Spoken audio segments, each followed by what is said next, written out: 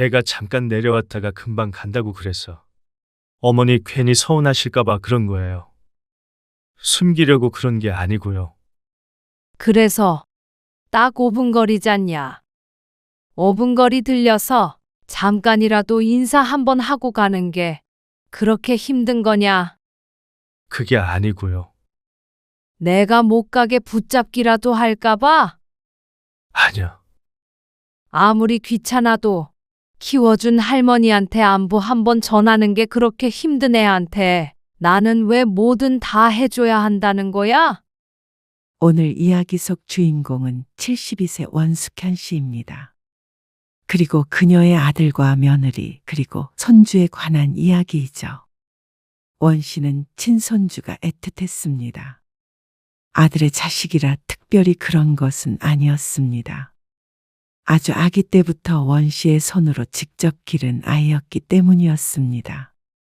아들 며느리 사정이 딱해서 본의 아니게 맡아 키우게 되었는데 가끔 보는 손주와 내가 키운 손주에게 같은 마음일 수는 없었습니다.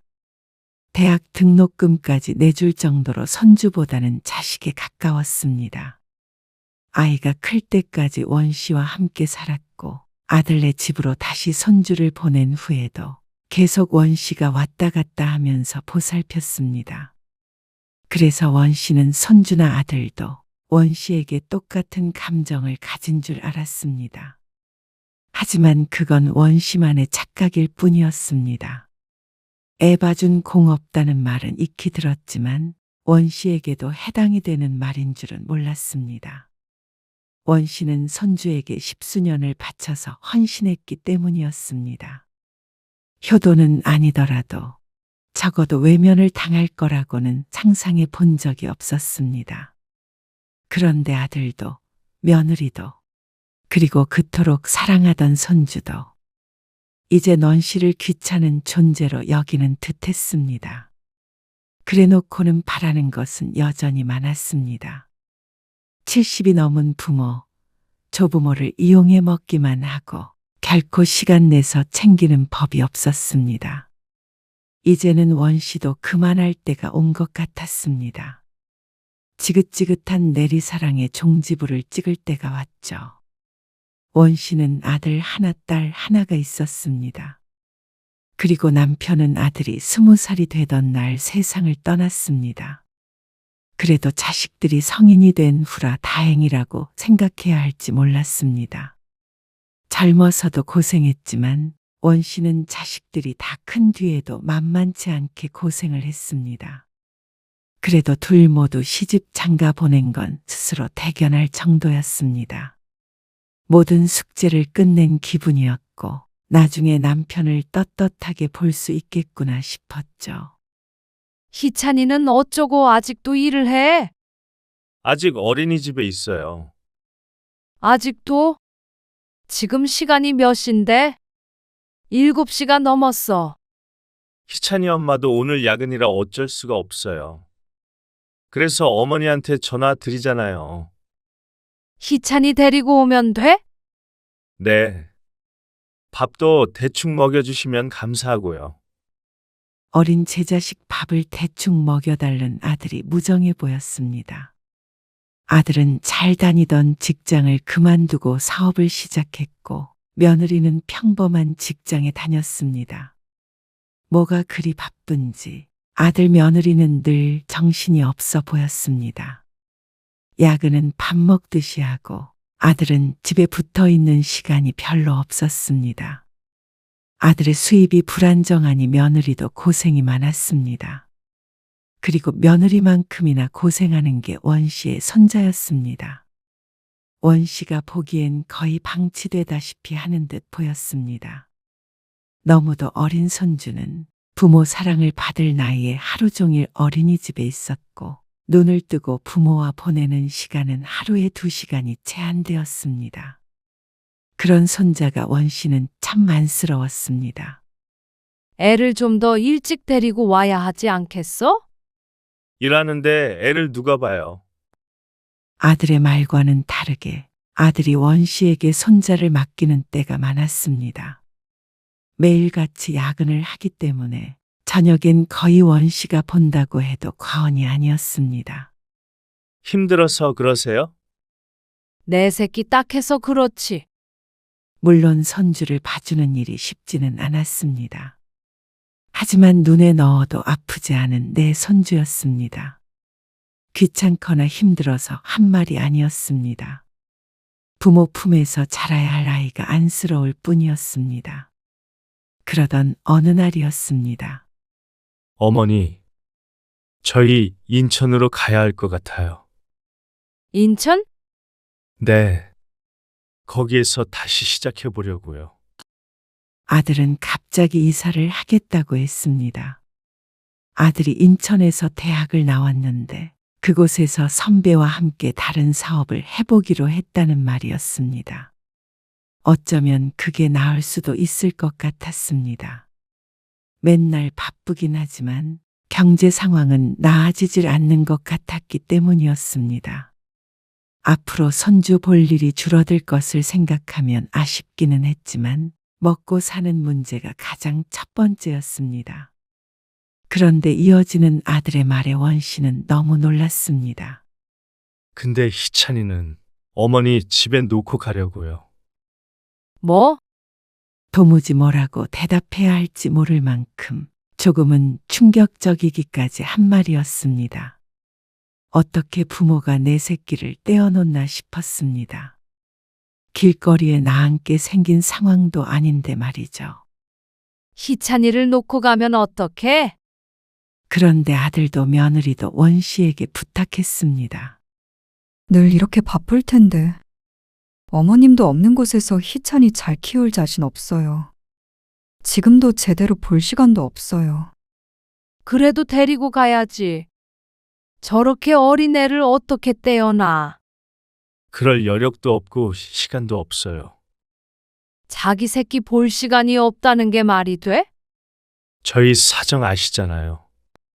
그리고 둘이 살만한 오피스텔 구해서 가는 건데 어떻게 희찬이를 데리고 가겠어요.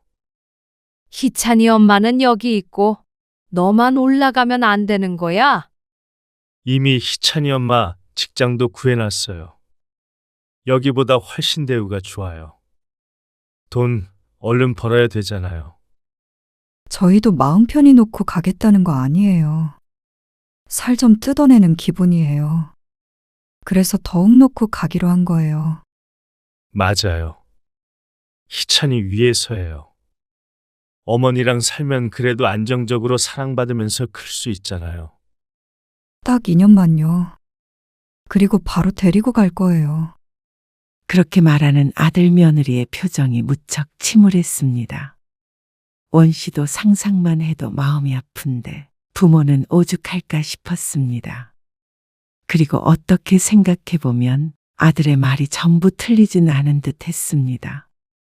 자식이 부모와 사는 게 가장 좋은 것은 맞지만 그렇게 지내느니 차라리 잠시간 할머니 손에 자라는 게 나을 수도 있을 것 같다는 생각을 했습니다. 아직 어리니까 유년 시절은 잘 기억을 못할 거란 생각도 했습니다. 2년 만에 자리 잡을 수 있어? 그럼요. 열심히 살 거예요. 희찬이 생각해서라도. 결국엔 원 씨는 고개를 끄덕이고 말았습니다. 손주를 키워주기로 결심했습니다. 그리고 아들은 얼마 후에 살던 집을 정리하고 인천으로 갔습니다. 제 자식 놓고 가는 그 심정을 다 헤아릴 순 없겠지만 한동안은 손주만 보아도 눈물이 찔끔 났습니다. 그리고 3살이던 손주도 뭘 알긴 아는 모양이었습니다. 어린아이가 엄마, 아빠 하며 자꾸만 현관문을 바라보았습니다. 본래라면 이렇게 할머니랑 놀다가 엄마를 따라서 집에 가야 할 텐데 데리러 오지 않는 부모를 기다리는 손자가 참 안쓰러웠습니다. 그렇다고 아들 며느리가 아예 오지 않은 것 아니었습니다. 1, 2주에 한 번씩 내려오곤 했는데 그때만 되면 눈물의 파티였습니다. 안 떨어지려는 자식을 떨어뜨려 놓고 아들이 돌아가면 손자는 며칠 동안 부모를 그리워했습니다. 아주 어린아이도 우울증에 걸리나 싶을 만큼 침울해하는 손자를 봐야 했습니다. 자주 좀 내려와라. 희찬이가 많이 보고 싶어 해. 저희도 시간 내려고 노력하고 있어요. 하기야 부모 속이 더 타겠거니 했습니다. 그런데 아들 며느리나 손자만 힘든 건 아니었습니다. 어쩌면 가장 힘든 것은 원 씨가 아닐까 싶었습니다. 엄마, 괜찮아? 허리를 왜 짚고 다녀? 희찬이 안다가 삐끗했어. 근처에 사는 딸이었습니다. 딸이 모처럼 손녀딸을 데리고 놀러 왔습니다. 손자보다 3살이 많은 손녀가 손자와 놀아주고 있는 틈을 타 원 씨가 한숨 돌렸습니다. 내일 출근해? 해야지. 일하면서 애 보기 힘들지 않아? 힘들어도 어쩌겠어. 일을 안 할 수도 없고, 애를 안 볼 수도 없고. 그래도 너무 무리하지 말어. 병수는 애를 언제 데리고 간다는 거야? 2년이라고 하기는 했는데, 곧 자리 잡는다고 했으니까 기다려야지.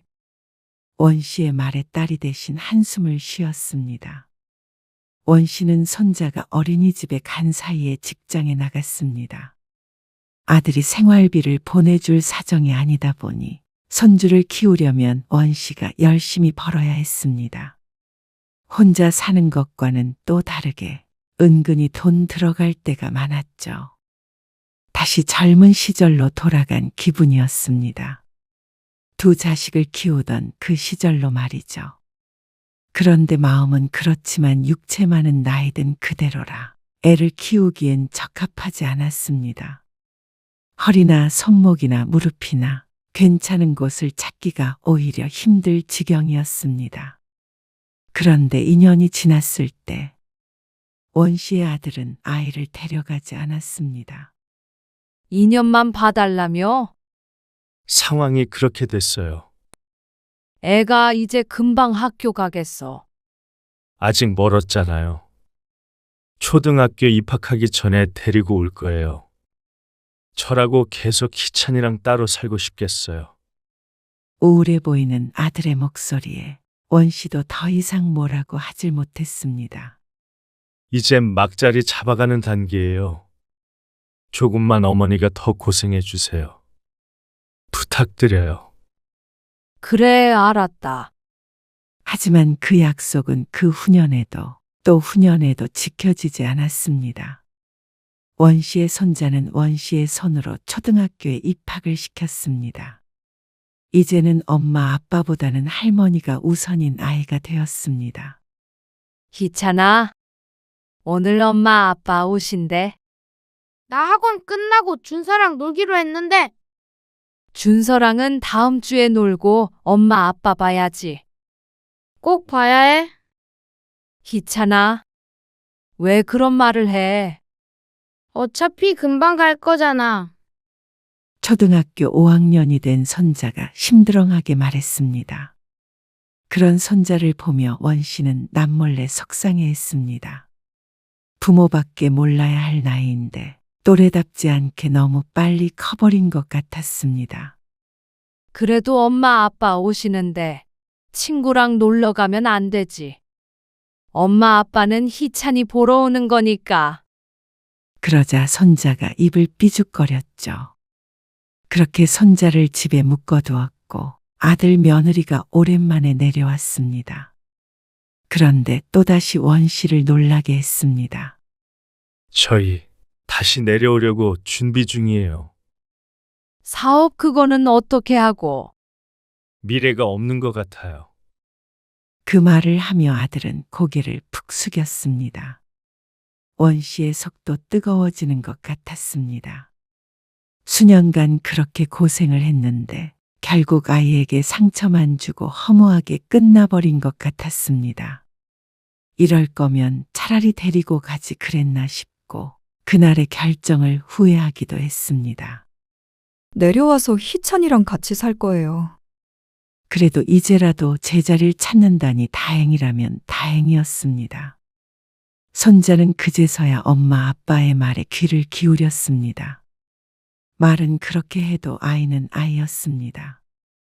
이제는 엄마 아빠와 같이 살게 된다고 하니 솔깃하는 모양이었죠. 그렇게 아들네는 다시 고향으로 내려왔습니다. 그리고 원씨가 사는 동네로 이사를 했습니다. 이제는 둘 다 직장 생활을 했는데 그래도 늘 바쁜 것은 마찬가지였습니다. 그리고 원씨도 손주가 신경이 쓰여 늘 들여다보게 되었습니다. 희찬아, 밥은 먹었어? 아니, 집에 밥이 없어. 아이고, 할머니가 갈게. 알았어. 얼른 와. 나 배고파. 야근하느라 아이에게 신경을 못 쓰는 아들 내외를 대신해서 원씨가 자주 아들네 집에 가게 되었습니다. 그래서 손주 밥도 챙겨주고 돌봐주었습니다. 중학교를 졸업할 때까지 그랬습니다. 거의 원씨의 손으로 키운 것이나 마찬가지였습니다. 그동안 아들 내외는 빠르게 안정을 찾아갔습니다. 큰 부자는 아니더라도 그래도 자식 하나 키우며 먹고 살 만큼 평범해지긴 한 모양이었습니다. 그리고 그때에 맞춰서 손주도 원씨의 품을 떠나갔습니다. 사춘기가 찾아오고 하며 자연스럽게 멀어져 갔죠. 서운하지 않다고 하면 거짓말이었습니다. 아들보다 더 인생을 바쳐 키운 것 같았습니다. 인생의 일부가 사라진 것처럼 허전하기도 했습니다. 희찬아, 할머니인데 내 새끼 잘 지내고 있지? 왜? 그냥 할머니가 희찬이 뭐 하나 궁금해서 그렇지. 그냥 공부하지. 그래? 공부 잘 되고? 그냥 하는 거지. 그래? 잠시 정적이 흘렀습니다. 책 넘기는 소리가 언뜻 들렸고 며느리의 목소리도 들렸습니다. 얼른 전화 끊고 문제를 풀라는 소리였습니다. 할머니, 나 공부해야 돼? 알겠어. 내 새끼. 나중에 안 바쁠 때 전화해. 그렇게 끊어진 휴대폰을 원씨가 한참 내려다보았습니다. 어쩐지 가슴에 찬바람이 쌩하고 부는 것 같았습니다. 하지만 손주 공부를 방해한 것 같아서 미안하기도 했습니다. 손주가 할머니를 찾을 나이도 아니기에 섭섭해하지 말자 다짐했습니다. 희찬이 재수한대요. 수능 점수가 그렇게 안 좋대? 서울에 갈 정도는 아니라고요. 꼭 서울로 가고 싶대요. 아이고, 손주가 수능을 보고 나서 원씨는 한참 연락을 기다렸습니다. 하지만 도통 연락이 없어서 아들에게 먼저 전화를 걸어 물었습니다. 아들의 말에 원씨가 더 실망을 했습니다. 손주가 열심히 했던 걸 알고 있었기 때문이었습니다. 근처에 있는 기숙학원 보내려고요. 뭐? 기숙학원? 집에 안 살고? 그래야 내년에 대학에 합격하죠. 딴짓 못하게 넣어놔야지. 희찬이도 그렇게 하겠대. 희찬이가 먼저 그러겠대요.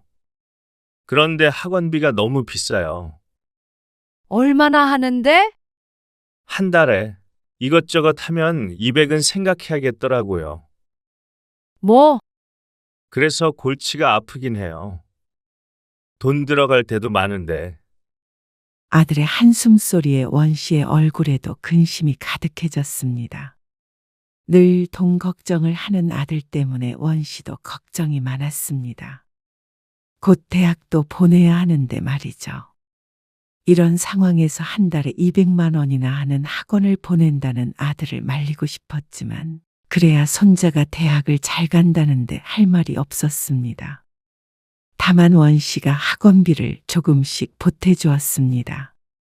그리고 손주는 서울에 있는 대학에 합격했습니다. 누구나 이름을 들어본 유명한 대학은 아니었지만 그래도 손자는 만족하는 모양이었습니다. 애가 어렸을 때부터 선행학습도 시키고 했어야 했는데 할머니랑 자라다 보니까 며느리의 말에 원씨가 잠시 숨을 참았습니다.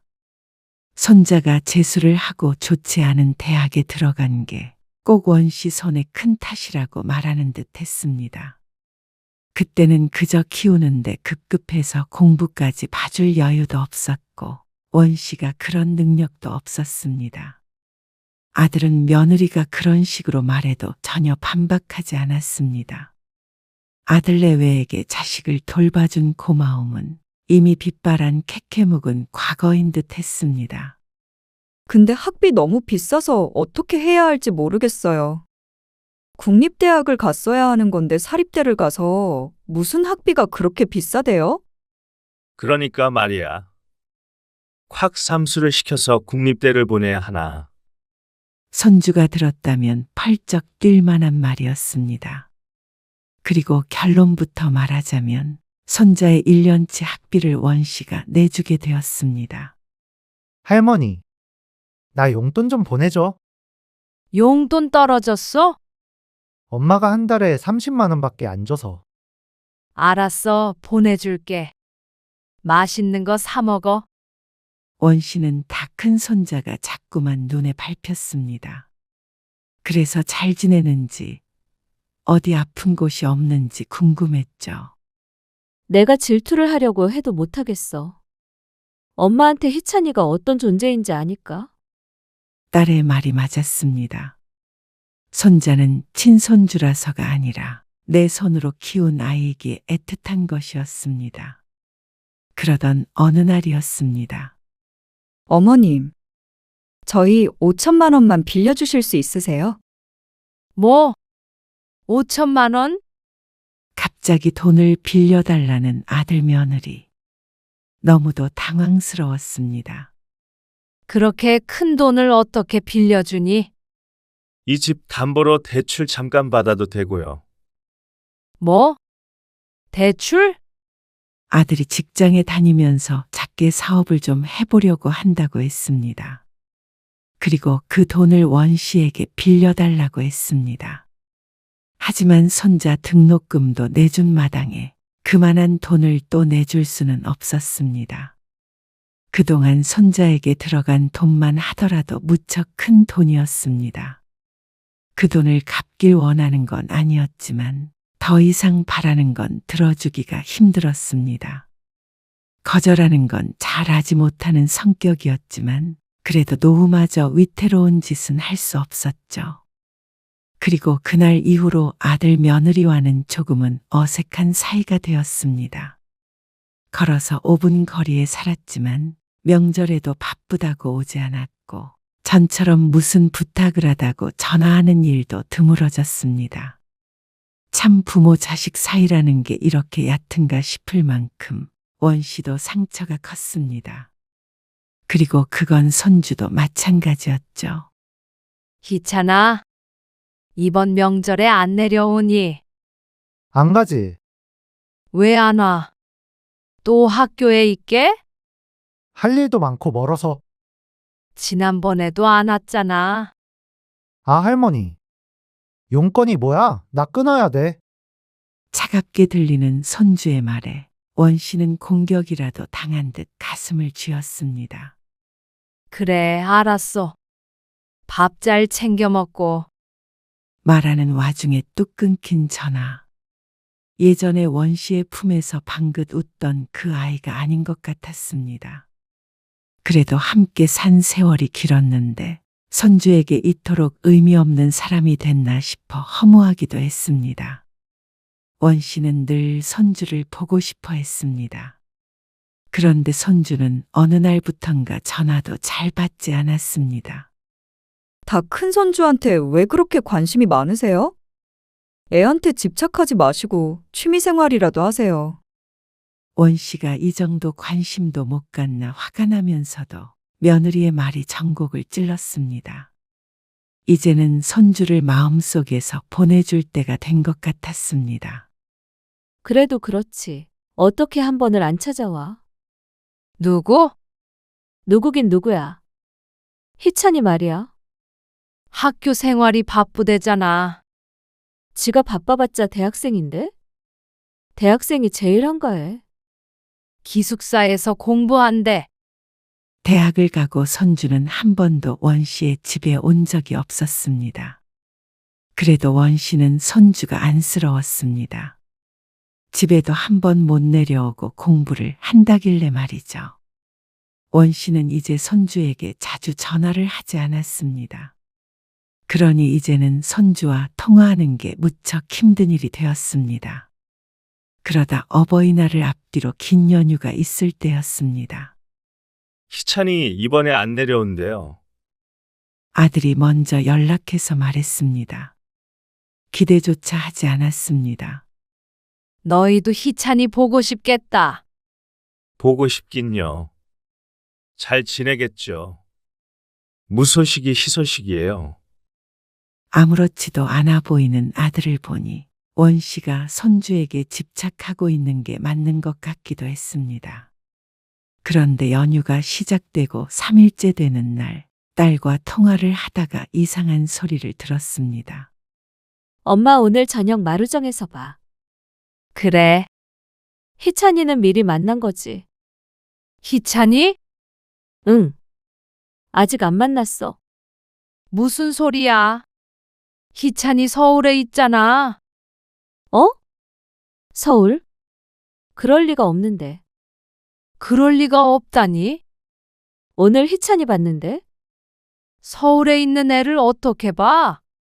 잘못 봤겠지. 멀리서 봐서 아는 척은 못했는데. 아무리 그래도 조카를 못 알아볼까 봐. 그 말에 원 씨가 고개를 갸웃거렸습니다. 손자가 마음을 바꿨나 싶었습니다. 그래서 딸과 전화를 끊고 오랜만에 손주에게 연락을 했습니다. 희찬이 너 집에 내려왔어? 어? 아니, 나 기숙사. 왜? 아니야. 그냥 혹시 내려오나 싶어서. 바빠서 안 가? 그러면 그렇지 생각했습니다. 아무래도 딸이 잘못 본 모양이었죠. 그런데 그날 저녁 딸과 함께 저녁을 먹으러 식당에 갔다가 멀리 친구들과 서 있는 손자를 발견했습니다. 딸이 그걸 먼저 보더니 원 씨의 눈치를 보며 말했습니다. 희찬이가 피곤했나 보다. 내일 연락하겠지. 당황한 기색이 역력했습니다. 원 씨도 마찬가지였습니다. 분명히 아까 통화했을 때는 기숙사라고 했는데 왜 여기 있는지 몰랐습니다. 일단 밥부터 먹자.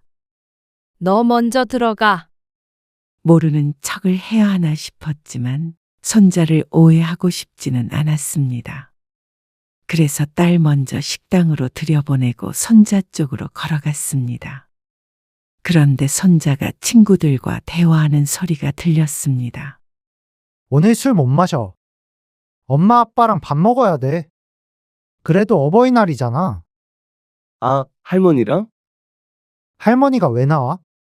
어버이날인데. 너 어릴 때 할머니랑 같이 살았잖아. 옛날 얘기를 하고 있어. 귀찮아, 할머니. 나쁜 놈이네. 손자는 친구들과 농담을 하며 대화를 주고받았습니다. 그런데 그 귀찮다는 말이 원 씨의 머릿속에서 떠나질 않았습니다. 나 여기 온 거 할머니한테 말도 안 했어. 왜? 귀찮다니까? 왔다 그러면 또 가서 인사해야 되고. 집에 올 때마다 할머니한테는 말 안 해. 그러면 엄마가 뭐라고 안 하냐? 뭐라고 하긴. 엄마도 하지 말라고 그러는데. 번거롭다고. 거기까지 듣고 원 씨는 돌아서 버렸습니다. 더 이상 손주의 말을 듣고 싶지 않았습니다. 더 듣지 않아도 충분히 상처가 되었습니다. 원 씨는 딸과 어떻게 식사를 하고 어떤 대화를 나눴는지도 기억나지 않았습니다. 집에 와서도 꼭 귀신에 홀린 것처럼 멍하니 있었습니다. 어쩌면 이런 일이 다 있나 싶었습니다. 그리고 손주는 어째서 그런 아이로 자랐나 싶었습니다. 그것조차 원 씨의 탓인가 생각하기도 했습니다.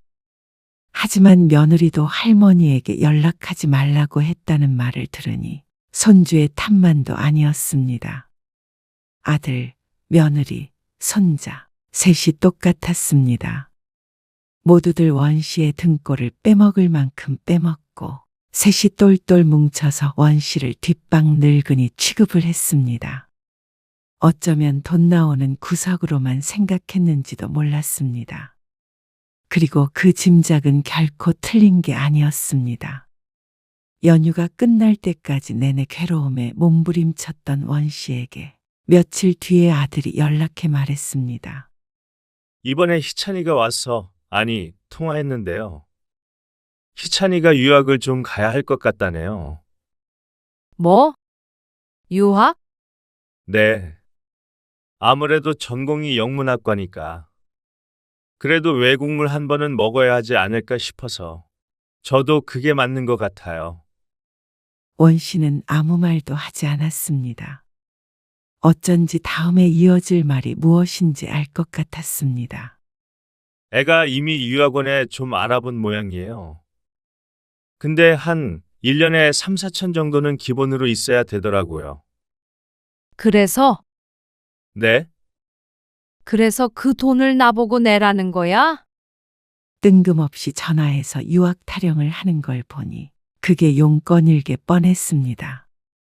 아, 희찬이가 어머니가 키웠으니까 어머니 자식이나 마찬가지잖아요. 기가 막힌 말이었습니다.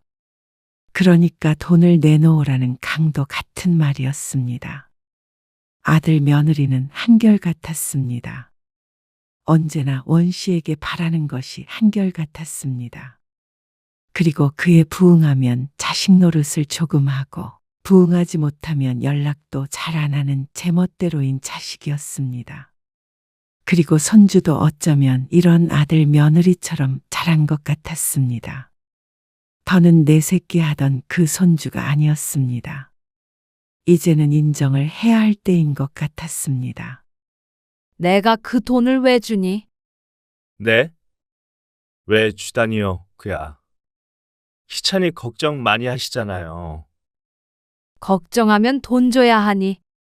갑자기 돌변한 원 씨 때문에 당황한 듯 했습니다. 나는 이제 한 푼도 못 준다. 원 씨는 대답하지 그렇게 전화를 끊었는데 다음 날 누나와 통화를 했는지 아들이 다시 원 씨에게 전화를 했습니다. 혹시 희찬이 보셨어요? 그건 제가 해명할게요. 무슨 해명? 애가 잠깐 내려왔다가 금방 간다고 그래서 어머니 괜히 서운하실까봐 그런 거예요. 숨기려고 그런 게 아니고요. 원 씨가 손자의 입을 통해서 들은 말과는 사뭇 달랐습니다. 이제는 바보 취급까지 하는 듯 했습니다. 그래서 5분 거리 잤냐? 5분 거리 들려서 잠깐만이라도 인사 한번 하고 가는 게 그렇게 힘든 거냐? 그게 아니고요. 내가 못 가게 붙잡기라도 할까봐? 아니요. 아무리 귀찮아도 키워준 할머니한테 안부 한번 전하는 게 그렇게 힘든 애한테 나는 왜 뭐든 다 해줘야 한다는 거야? 그래도 희찬이 어머니가 키워주셨으니까 그 정도는 해주셔도 되잖아요. 이제는 나도 너희한테 아무것도 해줄 수가 없겠다. 아, 어머니. 그거 좀 도와주는 게 힘들어요? 돈 때문에 일해요? 희찬이가 얼마나 서운해하겠어요.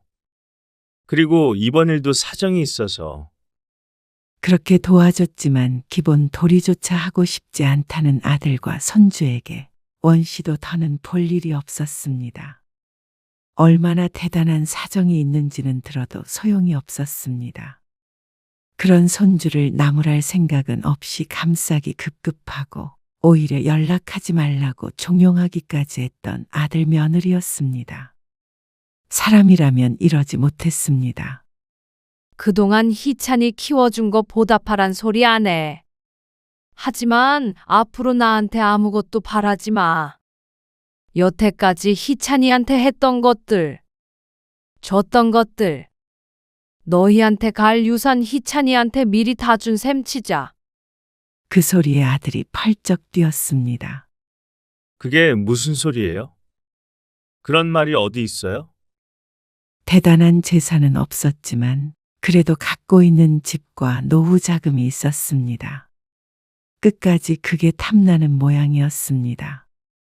너무나도 긴 세월이었습니다. 손주에게 헌신한 세월이 말이죠. 그 시절 모두 후회하는 건 아니었지만 다시 되돌아간다면 조금 다른 선택을 했을 수도 있을 것 같았습니다. 제가 희찬이한테 따끔하게 얘기할게요. 이제 와서 그게 다 무슨 소용인가 싶었습니다. 그 부모부터가 잘못됐는데 말이죠. 이 집은 나 죽으면 너한테 안 가.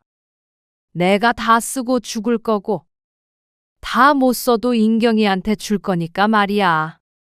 어머니! 앞으로는 연락하지 말아라. 아들이 뭐라 말하기 전에 끊어버렸습니다. 말 섞는 것조차 괴로웠습니다. 인생을 부정당한 기분이었습니다. 어쩌면 자식에게 너무 많은 걸 바랐는지 몰랐습니다. 너무 기대고 바라다 보니 그만큼 실망이 큰 것 같았습니다. 며느리가 집착한다고 말했던 게 생각났습니다. 어쩌면 정말로 그런지도 몰랐습니다. 자식에게 집착하다 보니 이 모양 이 꼴이 되는 것이었습니다. 하지만 이제라도 바로 잡고 싶었습니다. 더 이상은 누굴 위해 살지 않고 스스로를 위해 살고자 했습니다. 그러면 적어도 회화는 없을 듯 했죠. 아들도 며느리도 3,000달러, 5,000달러 하는 걸 보니 경제적으로 바라는 게 많은 듯 했습니다. 그러니 둘 다 원 씨에게 전화를 해서 잘못을 빌었습니다. 손주까지도 오랜만에 연락을 온 걸 보면 부모가 시켰는지도 몰랐습니다. 하지만 원 씨는 누구의 전화도 받지 않았습니다. 이제는 아들은 애초에 없던 것처럼 살기로 했죠. 뒤통수를 크게 맞은 뒤에야 집착을 버릴 수 있게 된 듯 했습니다. 그래도 더 늦지 않아서 다행인지도 몰랐죠.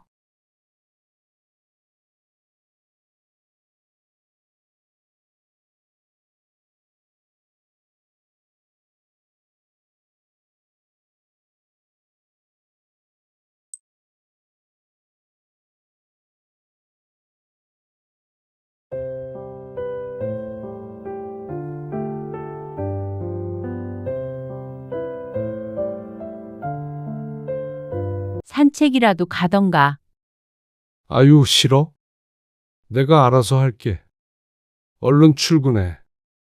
종일 TV 보면 안 지겨워? 안 그래도 요새 볼 게 없다. 영화도 다 봤던 거야. 밥 차려놓고 가. 날 더워서 쉬면 어떡해? 당신이 냉장고에서 반찬이랑 꺼내서 차려 먹어? 뭐가 어디 있는지 내가 어떻게 알아. 이것저것 꺼내면 되지. 그냥 차려놓고 가면 되잖아. 오늘 이야기 속 주인공은 57세 유명자 씨입니다. 그리고 그녀의 남편에 관한 이야기이죠. 유 씨의 남편은 요즘 말하는 삼식이입니다. 유 씨는 남편에게 이런 단어는 쓰고 싶지 않았습니다. 열심히 일하고 퇴직했으니 수고했다는 말만 해주고 싶었습니다. 하지만 도저히 삼식이라는 말을 안 할 수가 없었습니다. 퇴직하고 집에서 삼시세끼 얻어먹는 사람을 삼식이라고 한다는데 유 씨의 남편이 딱 그랬습니다. 남편을 가리켜 삼식이라고 한다면 누군가는 유 씨에게 손가락질을 하겠지만 유 씨는 남편이 집에 있은 후로는 정말 우울해졌습니다. 바쁘지만 않다면 정신과를 찾아가 보고 싶기도 했습니다. 직장에 다니면서 삼식이 남편까지 챙기기란 쉽지 않았습니다. 종일 퇴근이라는 게 없었죠. 할 줄 아는 요리도 없고 배울 의지도 없는 남편. 청소, 빨래, 설거지 뭐 하나도 자기 손으로 하려고 하지 않는 남편. 출근을 하면서도 점심을 챙겨놓고 가야 하는 현실에 지쳤습니다. 그러면서 입이나 다물고 있으면 또 몰랐습니다. 주말에 쉬지도 못하고 청소기를 돌리고 있는 유 씨에게 시끄러워서 TV 소리가 들리지 않는다며 신경 쓰이니 나중에 돌리라는 남편. 더 이상은 참을 수가 없었습니다. 남편이 바뀌던지 아니면 유 씨가 나가던지 하는 수밖에 없었습니다. 유 씨는 아들 하나, 딸 하나가 있었는데 쌍둥이였습니다. 키워본 사람들은 알겠지만 처음 1, 2년은 거의 울며 키웠습니다. 초보 엄마는 애 하나도 보기가 힘든데 둘을 동시에 보는 일은 쉽지 않았습니다.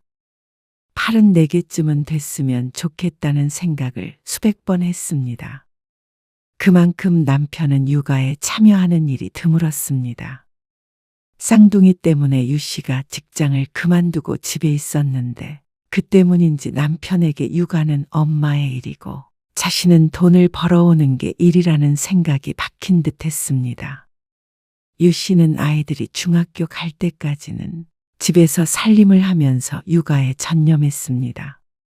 그렇게 안 하면 아이들을 방치하게 되니 어쩔 수 없는 결정이었고 남편도 전적으로 동의하는 바였습니다.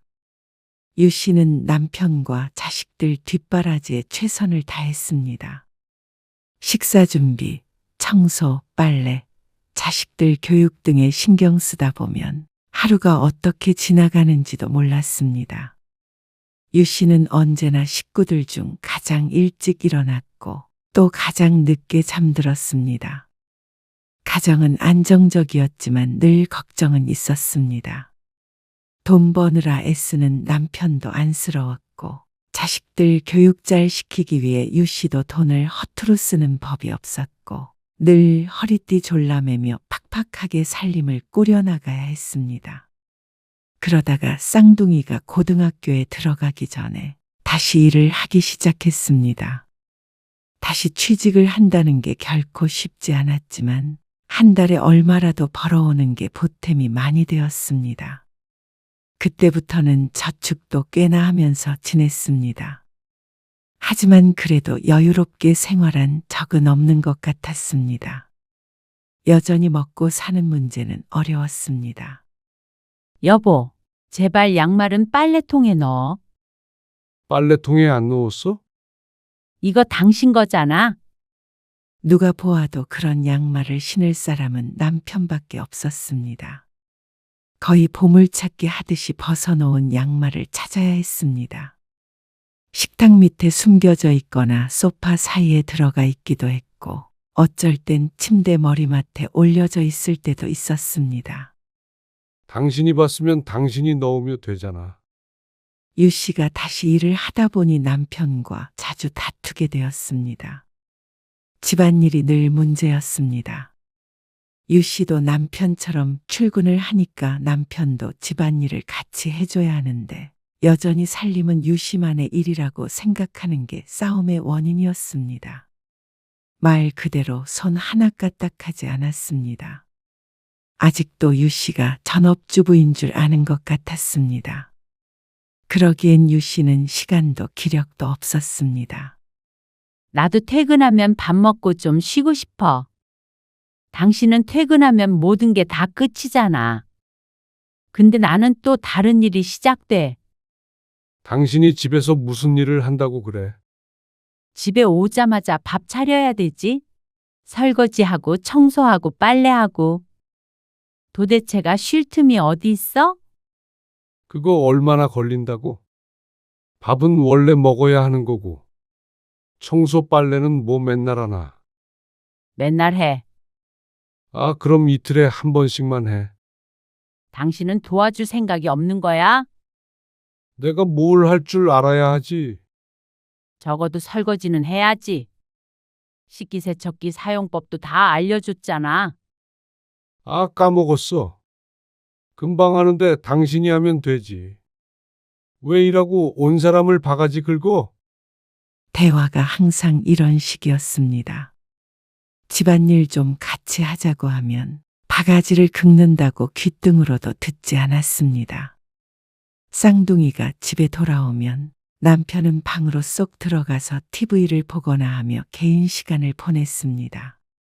유 씨는 쌍둥이들까지 챙기고 자면 12시가 훌쩍 넘었습니다. 남편 버릇을 고친다고 남편 빨래만 안 해보기도 했는데 그러면 그런 대로 그냥 다시 입고 나갔습니다. 무딘 건지 독한 건지 몰랐죠. 그렇게 후줄근하게 나가는 모습을 볼 수가 없어서 앓으니 죽지 않은 생각으로 하다 보니까 남편은 그렇게 늙어버렸습니다. 더 이상 싸우진 않았지만 유 씨 속만 문드러졌습니다. 그래도 가정의 평화를 위해 참자 싶었습니다. 더 나이 들고 자식들도 더 크고 여유가 생기면 남편도 바뀌겠지 싶었습니다. 하지만 인간이라는 게 그리 쉽게 바뀌는 게 아니었습니다. 자식들은 대학도 졸업하고 독립해서 알아서 살고 있었습니다. 둘 다 결혼은 하지 않았지만 유 씨 부부에게 손을 벌리지 않았습니다. 그리고 남편은 얼마 전에 퇴직을 했습니다. 여보, 오늘도 집에 있어? 내가 갈 데가 어딨어? 동창 모임 있다고 그러지 않았어? 아, 그거 귀찮아서 안 나가. 왜 한번 나가서 만나지? 점심만 먹고 헤어진다며? 가서 뭐해? 집에서 TV나 볼래. 남편이 소파에 드러누워 쿠션을 껴안은 채로 말했습니다. 시선은 TV에서 떨어질 줄을 몰랐습니다. 유 씨는 남편의 심드렁한 대답에 남몰래 한숨을 쉬었습니다. 남편은 퇴직한 지 6개월 넘게 아무것도 하지 않고 집에만 있었습니다. 그동안 고생했으니 마음껏 쉬게 하자 싶어서 처음엔 잔소리도 한마디 하지 않았습니다. 그런데 남편은 몇 달 동안 지독한 생활을 했습니다. 씻지도 않고 외출도 안 하고 집에서 밥 먹고 드러누워서 TV 보는 것밖에 하지 않았죠. 산책이라도 가던가? 아유, 싫어? 내가 알아서 할게. 얼른 출근해. 산책이라도 가라 하면 귀찮다고 고개를 저었습니다. 전염병 때문에 격리된 것과 같은 생활을 스스로 택해서 했습니다. 종일 TV 보면 안 지겨워? 안 그래도 요새 볼 게 없다. 영화도 다 봤던 거야. 하루에 좋게 10시간도 넘게 보다 보면 당연히 그럴 수밖에 없을 것 같았습니다. 그래도 남편은 그게 재밌다고 적성에 맞는다고 했습니다. 반면에 유 씨는 미칠 지경이었습니다. 집에만 있는 남편 때문에 유 씨의 할 일이 너무 늘어버렸습니다. 삼시세끼 챙겨주는 것도 집안일을 하는 것도 여전히 유 씨의 일이었으니 말이죠. 처음에는 아무 말 안 했지만 그게 또 몇 달 지날수록 유 씨도 지쳤습니다. 충분히 휴식을 했으면 이제는 유 씨가 일하는 동안에 집에서 뭐라도 해야 할 텐데 시체처럼 지내는 남편 때문에 답답했습니다. 밥 차려놓고 가. 유 씨는 남편이 퇴직하고 나서 식탁을 덮는 덮개도 샀습니다. 옛날에 유 씨가 어릴 적에 썼던 그런 것 말이죠. 남편의 점심이었습니다. 어딜 나가지 않으니 집에서 세 끼를 먹었는데 문제는 남편이 자기 손으로는 밥을 차려 먹지 못한다는 것이었습니다. 어디다 말하기도 민망하긴 하지만 그게 사실이었습니다. 날 더워서 쉬면 어떡해? 당신이 냉장고에서 반찬이랑 꺼내서 차려 먹어? 뭐가 어디 있는지 내가 어떻게 알아? 이것저것 꺼내면 되지. 그냥 차려놓고 가면 되잖아. 누군가는 라면이라도 끓여 먹으라고 하면 되지 않느냐 하겠지만 남편은 정말로 딱 라면밖에 못 끓였습니다. 매일 점심을 라면만 먹게 할 수도 없는 노릇이었습니다. 요새 흔한 배달 앱도 이용할 줄도 모르고 전화번호를 찾아서 배달을 시키지도 못했습니다. 물론 바보라서가 아니라 귀찮아서겠지만 말이죠. 어쨌거나 이런 생활도 반년간 이어지니 참 사람 할 짓이 아니다 싶었습니다. 그건 네가 버릇을 잘못 들였네. 오랜만에 만난 친구가 전곡을 찔렀습니다. 그건 유 씨도 잘 알고 있었습니다. 앓으니 죽지 하다가 정말 죽을 지경이었습니다. 차라리 앓는 게 나았을지도 몰랐습니다. 나도 알아. 근데 안 하는 걸 어떻게 해? 안 하면 시켜야지. 아휴, 나도 그게 되면 좋겠다. 유씨라고 노력을 안 했던 것도 아니었습니다. 결국은 남편이 이기고 말았지만 말이죠. 뭘 가르쳐줘도 한 귀로 듣고 한 귀로 흘리니 유씨의 입만 아플 뿐이었습니다. 남편은 그런 건 모두 유씨가 해줘야 한다고 생각했습니다. 무조건 끌고 와서 뭐라도 하는 법을 알려줘. 그래도 수진이 아빠는 김치찌개는 혼자 끓였다. 지금은 친구의 전 남편이 되었지만 그래도 유씨의 남편보다는 상태가 양호했던 모양이었습니다. 유씨가 2시쯤 집에 들어오니까 남편은 소파에 누워서 배고프다고 성화였습니다. 아, 왜 이렇게 늦게 와? 점심시간 지났는데. 2시에 온다고 말했잖아. 유씨가 외출이라도 하는 날에는 남편은 아무것도 먹지 않고 유씨만을 기다렸습니다. 주말에 유씨가 집에 있어도 마찬가지였습니다. 밥때가 되면 딱 식탁 앞에 앉아서 기다리는데 사람을 미치게 만들었죠. 여보, 이리 좀 와봐. 아, 왜? 김치찌개 끓일 건데 좀 와서 봐. 내가 그걸 왜 봐?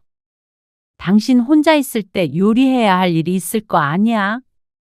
당신이 다 차려놓고 가고 퇴근해서 같이 먹는데 내가 왜 찌개를 끓여? 아니, 진짜 간단해. 김치만 넣고 끓이면 된다니까? 그렇게 간단한 거면 김치찌개 식당은 뭐하러 있어? 얄미운 주둥이를 한 대 콱 쥐어받고 싶었습니다. 당신이 점심 정도는 알아서 해결 좀 해. 아, 그럼 난 안 먹어버려. 무슨 초등학생과 대화를 하는 기분이었습니다. 나이가 60인지 6인지 헷갈릴 지경이었습니다. 당신은 안 먹어? 입맛 없어. 밖에서 커피 마시니까 입맛이 없지. 남편은 혀를 차며 유씨가 차려준 밥상 앞에 앉았습니다. 식성은 또 얼마나 좋던지 한 번 찌개를 냄비째 끓여놓으면 한두 끼면 뚝딱이었습니다. 자식들 다 키우면 끝인 줄 알았는데 또다시 아들을 키우는 기분이었습니다. 그것도 나이 먹은 백수 아들 말이죠. 당신이 설거지 좀 하지? 아, 거기도. 이따가 할게. 하지만 씻고 나와 보니 그대로였습니다. 물 한번 틀어보지도 않은 것 같았습니다. 할 리가 없었습니다. 또 그걸 그냥 두면 되는데 그릇이 쌓여 있는 건 보질 못하는 성미가 문제였습니다. 결국 남편이 먹은 그릇들을 유씨가 설거지를 했지만 정작 남편은 드라마에 빠져 있을 뿐이었습니다. 주변 여자들은 유씨의 남편 같은 사람을 보고 삼식이라고 불렀습니다. 삼식이 남편. 그 말이 틀린 것 같지가 않았습니다. 유씨의 남편 정도면 그 중에서도 상급 삼식이었습니다. 자기 손으로 하는 건 하나도 없으니 말이죠. 너네 남편 우울증 아니니? 우울증? 그래? 퇴직하면 남자들 우울증 온대잖아. 밖에도 안 나간다며? 병원에 한번 가봐. 유씨의 남편은 병원도 귀찮아서 안 갈 사람이었습니다. 유씨도 친구의 말을 듣고 남편을 자세히 관찰해 보았습니다. 그런데 유씨가 전문가는 아니었지만 아무리 봐도 전혀 그렇지 않았습니다. 원래도 친구들 만나는 걸 귀찮아했고 직장 다닐 때도 주말이면 늘 집에만 붙어 있으려고 했던 남편이었습니다. 그러니 지금은 물 만난 고기나 마찬가지였습니다. 집에만 있는 생활이 진심으로 즐거워 보였습니다. 유씨는 이래저래 조언을 들어 남편을 요리학원에도 한번 보내봤습니다. 그래서 요리에 취미를 붙이거나 제2의 인생을 사는 중년 남자들도 많다고 들어서였습니다. 하지만 억지로 끌고는 갔는데 그 그만두는 것까지 말리지는 못했습니다. 단 하루 만에 등록을 취소하고 온 남편 때문에 유 씨는 두 손 두 발 다 들었습니다. 더 이상은 유 씨도 노력할 힘도 없었습니다. 출근하는 거야? 유 씨의 말에 남편이 식탁을 힐끔 보더니 말했습니다. 밥은? 밥 뭐? 점심? 나도 이제 못하겠어. 냉장고에 반찬들 다 있어. 아까 아침에 먹은 국은 가스레인지 위에 있고, 반찬 꺼내고 국도 데워서 먹어? 가스레인지 정도는 켤 수 있잖아. 밥은 밥솥에 있어. 유 씨는 신발을 신으며 남편에게 설명했습니다. 그러자 남편의 인상이 사정없이 구겨졌습니다. 뭐? 그렇게 말하고는 유 씨는 출근했습니다. 바뀌려는 의지가 없는 남편이었으니 유 씨가 바뀔 수밖에 없었습니다. 유 씨의 뒤통수를 향해 남편의 한숨 소리가 들리는 것 같았습니다. 그래도 무시하고 나와버렸습니다. 여보, 나왔어. 퇴근해서 집에 오니 이른 시간이었지만 집안의 불은 모두 꺼져 있었습니다. 해가 길어 어둡지는 않으나 안에 사람이 없는 것 같았습니다. 하지만 남편이 집에 없을 리가 없었습니다. 안방 문을 살짝 열어보자 침대에서 TV를 보다 잠들었는지 남편이 미동이 없었습니다. 다시 부엌으로 나와 둘러봤는데 아무래도 점심을 건너뛴 것 같았습니다. 싱크대는 물 한 방울 묻어 있지 않았고 설거지한 흔적도 없었습니다.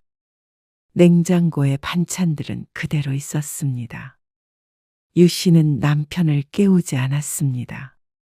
점심 저녁을 굶어서 쉬위라도 하고 있는 것 같았습니다. 전 같았으면 깨워서 뭐라도 먹였을 텐데 이제는 그렇게 하지 않았습니다. 언제까지 그렇게 할 수는 없었습니다.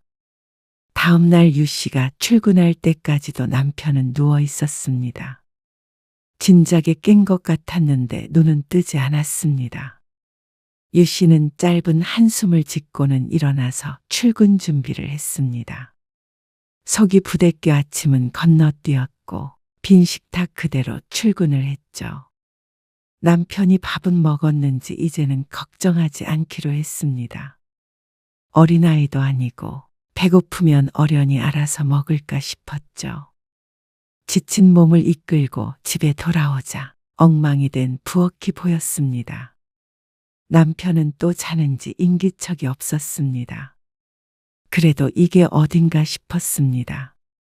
뭐라도 먹으려고 했다는 게 장족의 발전이라고 생각했죠. 그런데 다음 날 아침 출근 준비를 하는 유 씨에게 남편이 화를 냈습니다. 진짜 남편 대접 이따구로 할래? 뭐? 내가 너한테 뭘 잘못했길래 이렇게 푸대접을 해? 내가 무슨 푸대접을 했다고 그래? 퇴직해서 집에 있으니까 꼴 보기 싫어. 무슨 말이야, 그게. 당신 손으로 밥 해 먹으라는 게 그게 그렇게 힘든 일이야? 그래. 당연히 나한테는 힘들지. 아주 남편 죽으라고 고사를 지내라. 이틀 동안 맺힌 게 많아 보였습니다. 하지만 이번엔 유 씨도 고집을 꺾지 않았습니다. 나도 일하고 들어오면 힘들어. 집에 있는 사람이 자기 밥 정도는 챙겨 먹어야 할 거 아니야? 당신이 그렇다고 빨래를 하는 것도 아니고 청소를 하는 것도 아니잖아. 그러니까 당신이 돈 좀 번다고 나를 아주 시종처럼 부리겠다는 말이잖아. 당신은 내가 집에 있을 때 날 시종처럼 생각했나 보지? 아무튼간 한마디를 안 줘. 지고 이기고 할 문제가 아니었습니다. 이대로 가다가는 유 씨가 쓰러질 지경이었습니다. 됐다. 밥은 내가 알아서 할 테니까 신경 꺼. 말도 걸지 말고. 그렇게 또다시 냉전 상태였습니다. 밥은 시켜 먹기도 하고 나가서 사 먹기도 하고 라면을 끓여 먹기도 하는 듯 보였습니다. 어쨌거나 알아서 해먹으니 그나마 다행인데 문제는 남편의 유치한 복수였습니다. 여보, 제발 좀. 먹으면 분리수거 좀 해. 내가 뭘? 이게 뭐야? 부엌이 쓰레기장이야? 뭘 시켜 먹은 건지 음식물 담긴 플라스틱 그릇과 스티로폼 접시, 나무젓가락 등이 널브러져 있었습니다. 딱 자기 먹을 거만 먹고 일어선 듯 보였죠. 안 냅둬. 내가 알아서 치울 테니까. 그리고 말 걸지 말랬지? 요즘 초등학생들도 이렇게 싸우지는 않을 것 같았습니다. 유 씨도 남편과는 말도 섞기 싫었습니다. 남편은 정말 자기 밥만 챙겨 먹고 다른 일은 아무것도 하지 않았습니다. 집에 혼자 있으면서 무슨 빨래가 그렇게 많이 생기고 뭘 그렇게 어지르는지 몰랐습니다. 그걸 유 씨 혼자 하려니까 버거웠죠. 유 씨는 주중에도 주말에도 남편이랑 있는 게 힘들었습니다. 하루 24시간을 내내 일하는 기분이었습니다. 퇴근해서 집에서 휴식을 좀 취하고 싶은데 어쩔 때는 회사보다도 유 씨를 힘들게 하는 게 집이었습니다. 그럴 때면 남편 없이 혼자 살고 싶다는 생각이 들었습니다. 이혼해서 혼자 사는 친구가 부럽다고 생각한다면 말 다 한 것이 아닌가 싶었죠.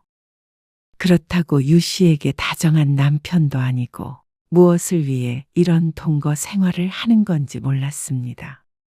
아마 남편은 유 씨를 아내가 아니라 엄마라고 생각하는 것 같았습니다. 나이를 먹으면 먹을수록 더 유치해지고 애가 되어가는 것 같았습니다. 하지만 유 씨는 나이 들어 이런 애를 키우고 싶은 마음이 전혀 없었습니다. 이제는 이 유치한 싸움에 종지부를 찍고 싶었습니다.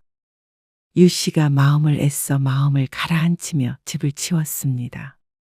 남편이 깎아놓은 손톱이 발에 밟히는 바람에 머릿속에 참을인을 새기며 청소기를 돌렸습니다. 언제까지 이런 돼지우리에서 살아야 하나 싶었습니다. 청소기 소리에 남편이 TV 보는 소리가 묻혔습니다. 이 집에 혼자 있는 것만 같아서 어쩐지 마음이 편해졌습니다. 소파 앞으로 가자 반쯤 드러누워 있는 남편의 발이 걸렸습니다. 발 쪽으로 청소기를 가져가자 남편이 한 발씩 들었다 내렸다 했습니다. 남편은 이래놓고는 분명 유 씨를 도와주고 있다고 생각할 사람이었습니다. 이왕 돌리는 김에 방까지 청소하려고 마음먹었는데 남편이 벼랑간 짜증을 냈습니다. 아, 청소기 소리 때문에 TV가 안 들리잖아. 언제까지 할 거야? 방도 할 거야. 그걸 지금 꼭 해야 돼? 지금 안 하면 언제 해? 내일 아침에 해. 아침에 출근하려면 바빠. 그럼 10분 일찍 일어나서 해. 사람 신경 쓰이게 왔다 갔다 하지 말고. 뭐? 나이 먹으니까 귀도 같이 먹었나? 소리 시끄럽다고? 유 씨는 청소기의 전원을 끄지 않은 상태 그대로 청소기를 남편 쪽으로 밀어버렸습니다. 남편이 놀라 청소기를 받아들었죠. 지금 던졌어? 그래. 던졌다. 당신이 진짜 실성을 했구나. 당신 퇴직한 지 1년이 다 돼가. 그런데 내가 다시 돈을 벌어오라는 게 아니잖아. 뭐라도 좀 해. 나가서 차라리 골프를 치던가. 내가 골프를 왜 쳐? 그러면 다른 취미라도 가져보던지. 내가 내 집에 있겠다는데 왜 난리야 도대체? 그렇게 집이 좋으면 집에 있으면서 좀 치우고 가꾸고 하던가. 어떻게 아무것도 안 해? 아무것도? 나는 나가서 일하고 집안일도 하고 다 해야 해? 평생 바깥일 한 사람한테 이제 와서 살림을 시키려는 당신이 문제 아니야? 말인지 똥인지 분간이 안 갔습니다. 퇴직해서 그저 편하게는 살고 싶고 집에서 해주는 사람이 있으니 저렇게도 무책임한 소리를 하는 모양이었습니다. 도저히 말이 통하지 않았습니다. 그날부터 유 씨는 집안일조차 하지 않았습니다. 빨래도 딱 유 씨의 옷만 빨았다 널었다 했고, 반찬도 유 씨가 먹을 것만 딱 만들어서 먹고 치워버렸습니다. 남편이 배달시켜 먹고 남은 쓰레기도 처리하지 않았습니다. 거실이 지저분하면 지저분한 대로 두었고, 화장실이 더러우면 더러운 대로 두었습니다. 남편도 마찬가지였습니다. 누가 이기나 기싸움이라도 하는 것 같았습니다. 그러다가 보름쯤 뒤에 남편이 폭발했습니다. 팬티도 하나도 없잖아. 유 씨는 대답하지 않았습니다. 빨래할 때 내 거도 같이 돌리면 되는 거 가지고 이렇게 유치하게 굴어. 유치한 걸로는 둘째가라면 서러운 사람이 그 말을 하니 우스울 뿐이었습니다. 나도 내 할 일 바빠. 필요한 사람이 해.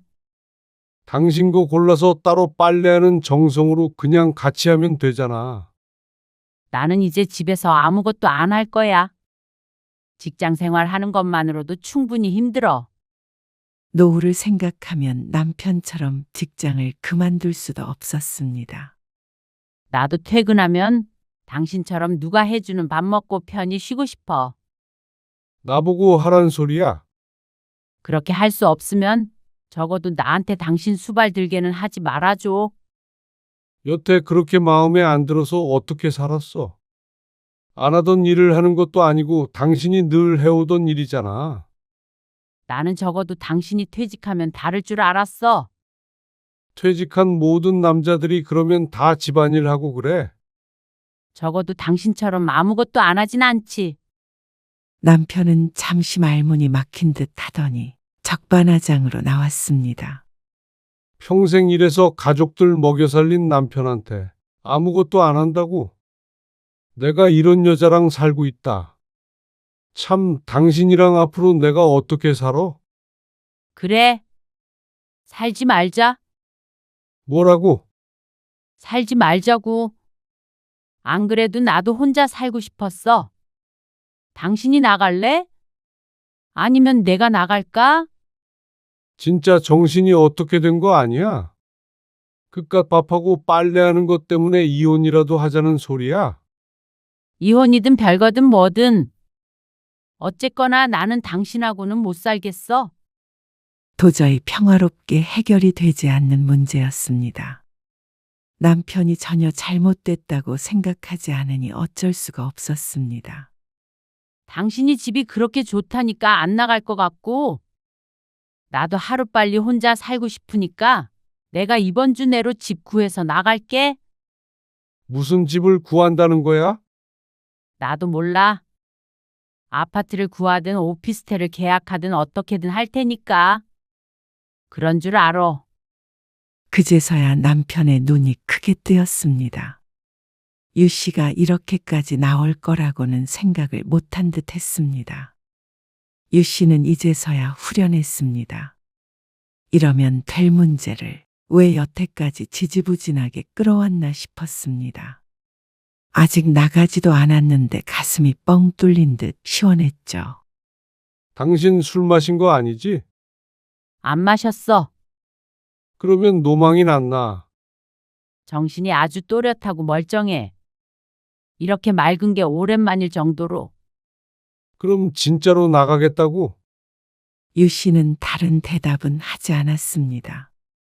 어떤 짐을 어떻게 싸야 할지 보러 방으로 들어갔습니다. 그러자 남편이 다급하게 쫓아들어왔습니다. 당신 나랑 이혼할 거야? 일단 따로 살고. 서류 정리는 내가 나가는 대로 진행하자. 아, 누가 이혼해준대? 남편이 이혼 도장을 찍든 안 찍든 상관없었습니다.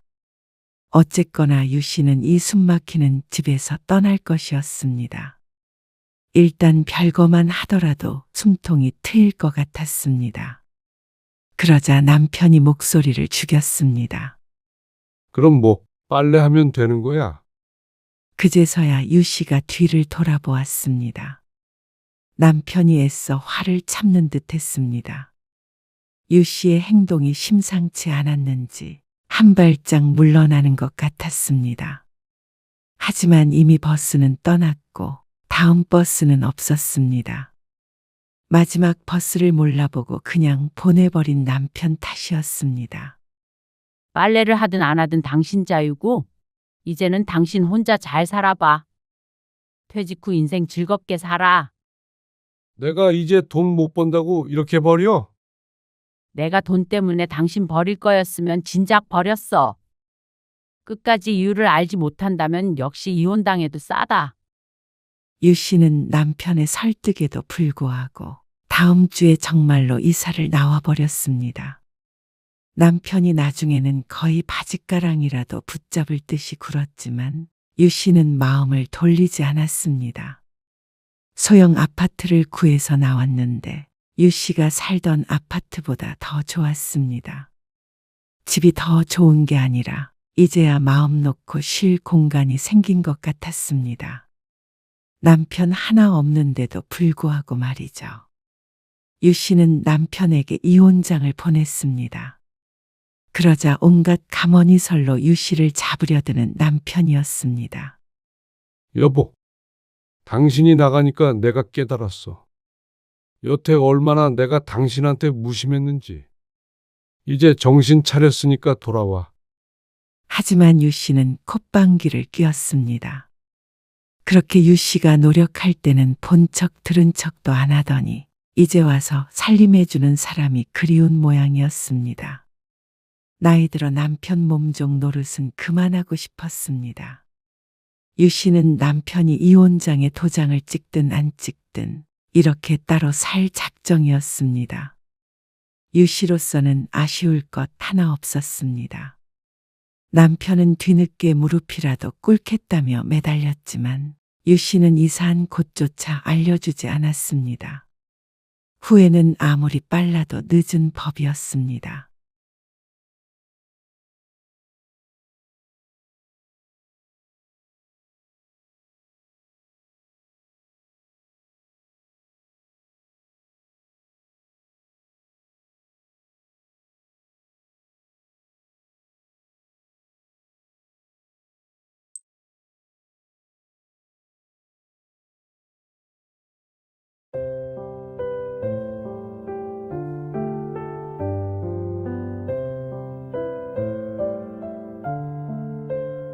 서로 가까이 있는 게 불편한데 뭐하러 붙어 살아? 애들 때문에? 내가 못 꼭 엄마 도움받으려고 여기 있는 건 줄 알아? 나도 그 이유만 있는 건 아니라고 생각했었어. 엄마가 그리워서 온 것도 있다고 생각했지. 근데 그게 아닌 것 같다. 너는 엄마 등골 빼먹다가 가버릴 생각이잖아. 그런 생각 한 적 없어. 만약에 우리 이사 가면 엄마는 나 다시 못 본다고 생각해. 그러면 엄마 예린이도 못 보고 예준이도 못 보는데 괜찮아? 괜찮아. 뭐? 괜찮다고. 그래, 못 봐도 괜찮다고. 그러려면 그래라. 연을 끊으려면 끊고 애들 안 보여주려면 그렇게 하고. 나도 딸 하나 없는 셈 치고 살게. 오늘 이야기 속 주인공은 60세 박인선 씨입니다. 그리고 그녀의 딸에 관한 이야기이죠. 딸이 있다는 것은 양날의 검과 같은 듯했습니다. 세상 누구보다도 친밀한 내 편이 될 수도 있었고 반대로 누구보다도 친정엄마의 등골을 빼먹는 애증의 관계가 될 수도 있었습니다. 적당한 거리를 유지한다면 좋겠지만 안타깝게도 박 씨는 거리 조절에 실패했습니다. 박 씨가 원한 것은 아니었고 박 씨와 아주 가까운 곳으로 갑자기 이사를 온 딸 가족 때문이었습니다. 박 씨의 의사와는 상관없이 와서는 맞벌이하는 자신들을 도와달라던 딸.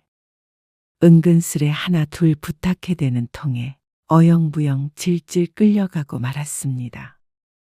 단호하게 거절하기에는 바로 옆에 사는 자식에게 너무 매정한가 싶었지만 처음부터 곁으로 오지 말라고 했어야 했습니다.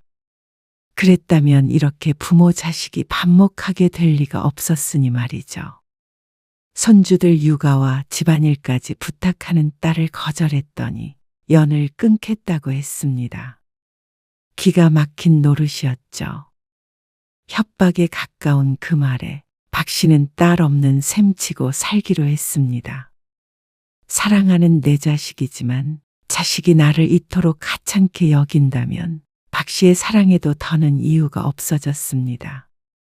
박 씨는 아들 하나, 딸 하나가 있습니다. 박 씨 부부는 자식들과 사이가 좋은 편이었습니다. 그런데 그 중에서도 딸과는 같은 성별이라 그런지 아니면 살가운 딸의 성격 때문인지 더욱 가까웠습니다. 주말엔 같이 쇼핑도 가고 직장 다니면서도 자주 만나는 편이었습니다. 결혼을 하기 전까지만 하더라도 말이죠. 아들, 딸 모두 결혼을 했고 아들은 직장 때문에 조금 먼 지역으로 이사를 했습니다. 딸도 직장 때문에 박 씨 부부와 1시간 정도 떨어진 곳에 거주를 했습니다. 그러다 보니 왕래가 잦을 수는 없었습니다. 아들네는 명절이나 돼야 볼 수 있었고 딸은 그나마 자주 본다면 한 달에 한 번 정도였습니다. 그래도 전화통화는 자주 하고 사이도 여전히 좋았죠. 아, 맞다, 엄마. 상의할 게 있는데. 뭘? 어느 날 통화를 하다가 딸이 마침 생각났다는 듯 얘기를 꺼냈습니다. 나 그쪽으로 이사 갈까? 뜬금없는 딸의 말에 박 씨가 의아해하는데 딸이 말을 이었습니다. 아니, 살기엔 여기보다 그쪽이 더 좋기도 하고. 근데 여긴 너 직장 다니려면 불편하잖아. 박 씨 부부의 동네는 딸의 회사와 40분 정도 떨어진 곳이었습니다. 그래서 애초에 결혼할 때도 이 동네는 후보에 있지 않았습니다. 멀리서 직장에 다니고 싶지 않다는 딸과 사위의 강력한 주장이 있었습니다. 근데 왜 갑자기 이쪽으로 온다는 건지 몰랐습니다. 잘 살고 있는 줄 알았는데 말이죠. 김서방은 뭐라고 하는데? 김서방은 좋다고 하지. 애들 어린이집은? 어린이집은 문제될 거 없어. 집 근처로 옮기면 되니까. 너무나 간단하게 말하는 딸 때문에 더 이상 뭐라 반박하기가 힘들었습니다. 하지만 딸이 이 근처로 온다고 하니 어쩐지 부담스러운 기분이 되었습니다. 나도 엄마랑 좀 가까운데 살고 싶어서 그래. 애들도 엄마 아빠 보고 싶어 하잖아. 어린 손주들 얘기를 꺼내니 더욱 그랬습니다. 사위와 딸이 맞벌이하며 애들 키우는 걸 항상 힘겨워했습니다. 애 키우는 게 늘 그렇듯 예상치 못한 일들이 많기 때문에 직장에도 지장이 있었던 적이 여러 번 있었고 말이죠. 주말에는 지친 딸 부부를 위해 손주들을 봐준 적도 있었습니다. 또 가끔 김장을 하거나 하면 보내주기도 했습니다. 그런데 아주 이사를 온다고 하니까 왠지 박 씨의 미래가 그려지는 것 같았습니다. 딸이 뭘 해달라 부탁하진 않았지만 가깝게 살다 보면 그럴 일이 자주 생길 게 불보듯 뻔했습니다. 그렇게 완전히 옆에 살면서 챙길 자신은 사실 없었습니다. 딸도 전혀 그런 생각 없이 오진 않을 것 같았고 말이죠. 오면 좋지. 애들도 자주 보고. 남편은 태연했습니다. 딸이 가까이 살면 좋지 않은 생각밖에 안 하는 듯 했습니다. 그쪽으로 가게 될 것 같아. 그런데 올지 안 올지 고민하던 게 아니었는지 바로 그 다음 주에 박 씨와 같은 아파트로 오겠다는 말을 했습니다. 우리 아파트로 오겠다고? 그 아파트로 계속 알아보고 있어. 아, 그래? 설마하니 같은 아파트로 오겠다고 할 줄은 몰랐습니다. 너무 좋겠지? 걸어서 1분이면 가겠다. 아, 그러네. 근처로 이사 온다는 말이 그저 그런 근처가 아닌 모양이었습니다. 박 씨가 이렇게 딸의 이사를 부담스러워하는 이유가 있었습니다. 뒷동에 사는 지인 때문이었습니다. 박 씨보다 나이가 많았던 여자도 몇 년 전에 같은 일을 겪었습니다.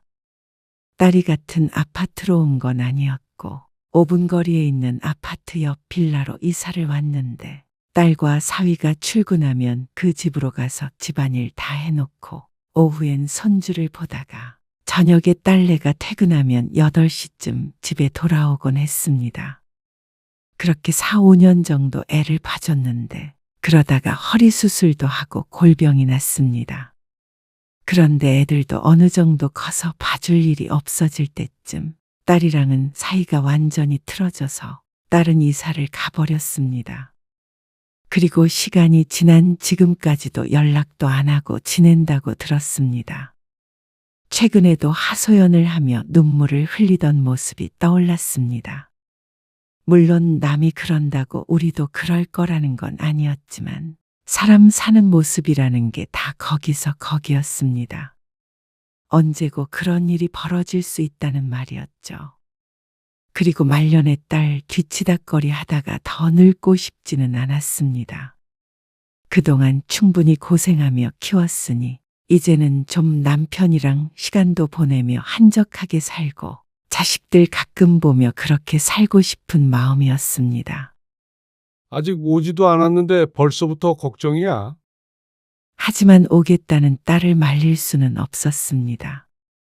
그리고 남편의 말처럼 미리 뭐 해줘야 하나 걱정하는 것도 다소 웃긴 일 같기도 했습니다. 뭐 해달라고 한 것도 아니잖아. 그렇긴 하지. 그래서 딸이 오더라도 요청하기 전까지는 무엇도 하지 말자 생각했습니다. 딸은 2달이 안 되어 정말로 같은 아파트 옆동으로 이사를 왔습니다. 그리고 생각보다 더 잘 지내게 되었습니다. 주말에 같이 밥도 먹고 가끔은 저녁에 만나서 산책도 하고 말이죠. 지레 겁먹었던 게 민망했습니다. 딸이랑 같이 사는 게 나쁘지 않은 선택인 것 같았습니다. 엄마, 나왔어. 김서방은? 친구들 만나러 갔어. 애들이 아침부터 엄마 보고 싶다고 난리야. 주말이면 딸이 손주들을 데리고 방문하는 일이 늘긴 했습니다. 거의 매주 얼굴을 봤습니다. 그럴 때면 정신이 없고 좀 힘들긴 했지만 일주일에 한 번 정도 보는 일은 오히려 좋았습니다. 눈에 넣어도 안 아픈 손주들이니 말이죠. 사위 없이 오니 밥 차리는 것도 그다지 신경 안 써도 돼서 크게 불편한 점은 없었습니다. 엄마, 이거 맛있네. 그래? 많이 먹어. 나 집에 갈 때 좀 가져가도 돼? 김서방도 좋아할 것 같은데. 그래. 좀 싸줄게. 그렇게 한두 번 반찬을 챙겨가던 딸이 어느 날 말했습니다. 그냥 엄마 반찬할 때 우리 목도 같이 해주면 안 돼. 반찬을 해달라고? 나는 평일에 시간이 별로 없으니까. 그 말에 박 씨는 고개를 끄덕였습니다. 그리 어려운 부탁은 아니었습니다. 반찬하면서 조금 양만 늘리면 되니 말이죠. 바쁜 딸 도와주는 셈치고 그렇게 했습니다. 엄마, 냉장고 열어보니까 반찬이 똑 떨어졌네. 요즘 정신이 없어서. 나 애들 때문에 나가질 못하겠는데. 혹시 엄마가 반찬 좀 가져다 줄 수 있어? 어느 날 금요일 저녁 딸의 전화를 받았습니다. 시끌벅적한 소리가 들리는 것을 보니 손주들이 말썽을 부리고 있는 것 같았습니다. 그래. 갖다 줄게. 응. 고마워, 엄마. 딸의 집에 가자 무척 어수선했습니다. 한창 말썽 부릴 나이였습니다. 딸은 밥을 준비하려는지 부엌에서 분주해 보였습니다. 여기 반찬? 김서방 금방 와? 한 2, 30분 있으면 올 거야. 그런데 갑자기 딸의 휴대폰이 울렸습니다. 사위인 모양이었습니다. 딸은 5분 정도 통화를 하더니 박 씨에게 조심스럽게 말했습니다. 엄마, 김서방이 친구들이랑 갑자기 약속이 생겼다고 그러거든. 그래? 저녁 먹고 온대? 응. 근데 이 근처에서 본다고 나도 같이 만나자는데. 딸은 웃으며 말끝을 흐렸습니다. 그래서 박 씨의 허락을 받는 듯한 모양새였습니다. 너도 간다고? 혹시 애들 좀 봐줄 수 있을까? 갑작스런 부탁이었습니다. 아빠 밥 차려야 하는데? 남편도 곧 올 때가 다 됐습니다. 그런데 딸은 손주들을 데리고 가서 박 씨의 집에서 저녁을 먹으라고 했습니다. 밤에 데리러 온다며 말이죠. 애들 때문에 저녁에는 외출을 잘 못하는 딸이었기에 그러라고 했습니다. 그러자 딸의 표정이 무척 밝아졌습니다.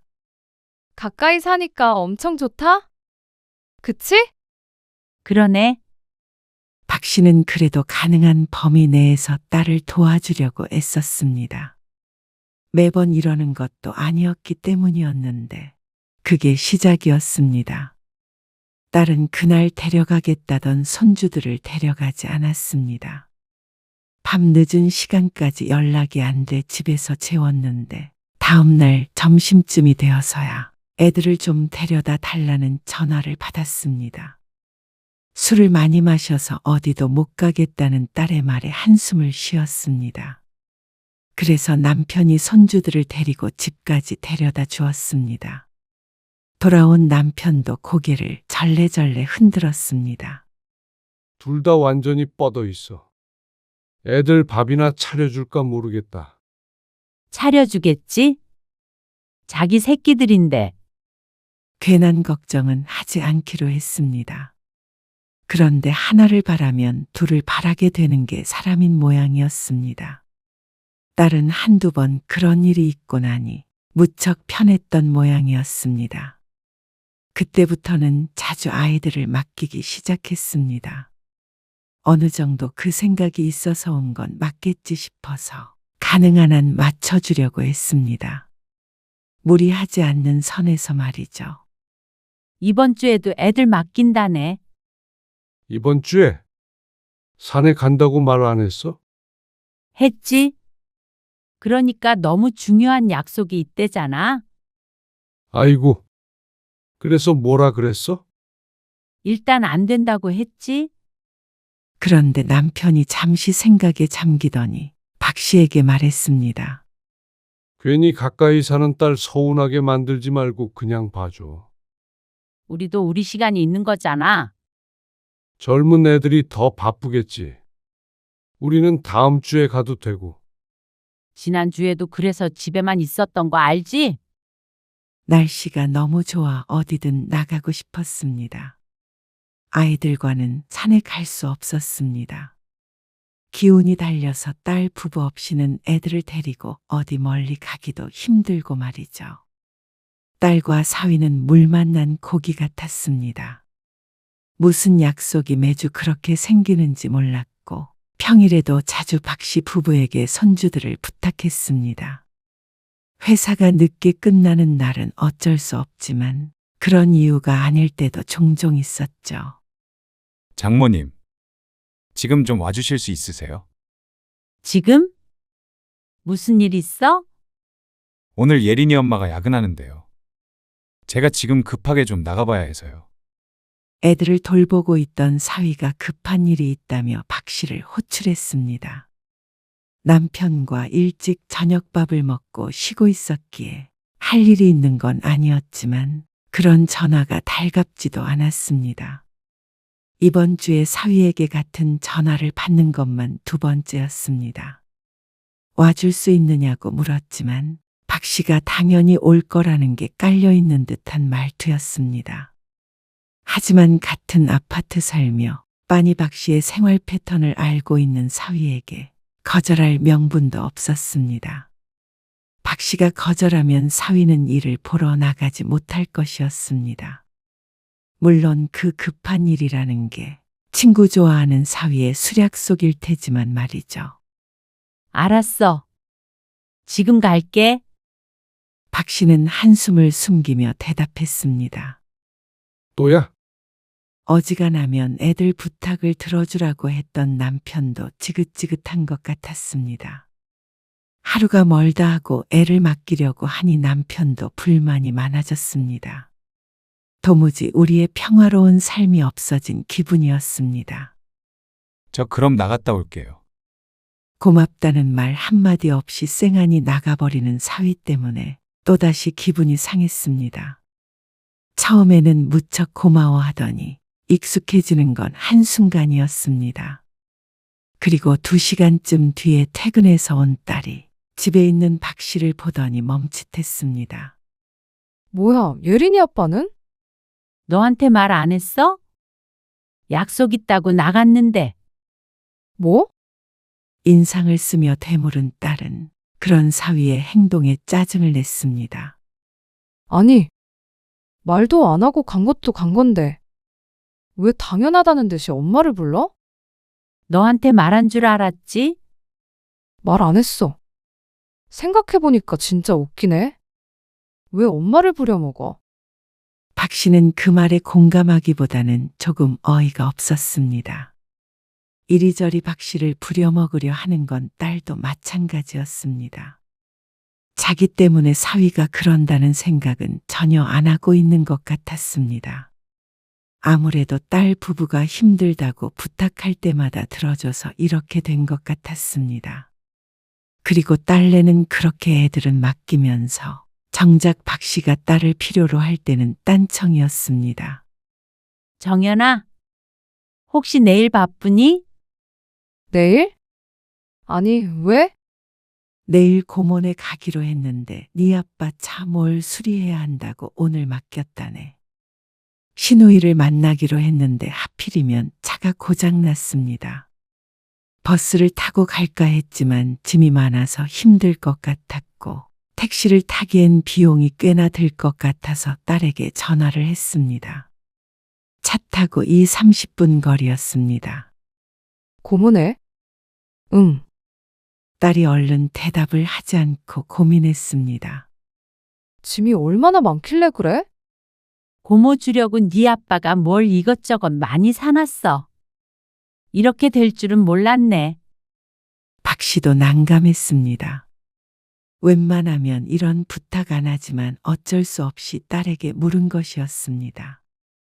그냥 택시 타고 가면 안 돼? 주말에 길 막힐 때 왔다 갔다 한 번 하면 하루 다 간단 말이야.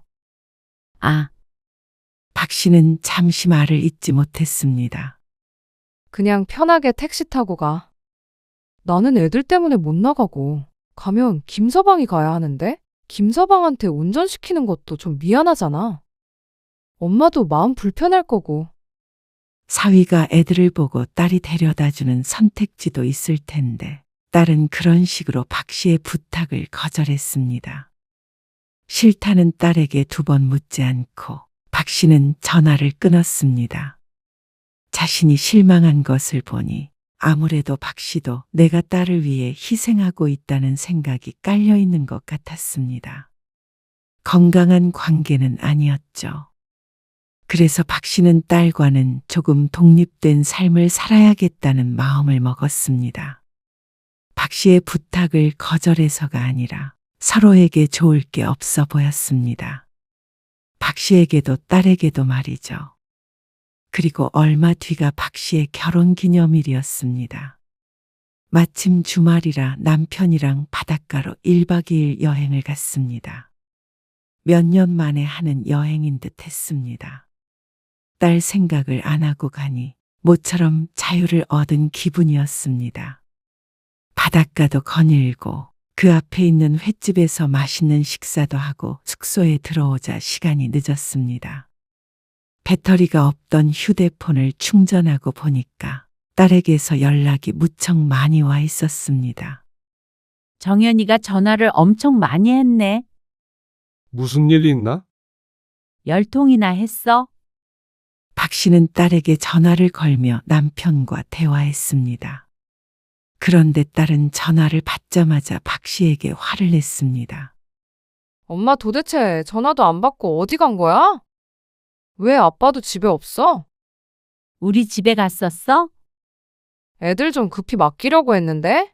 주말에 말도 없이 어딜 간 거야?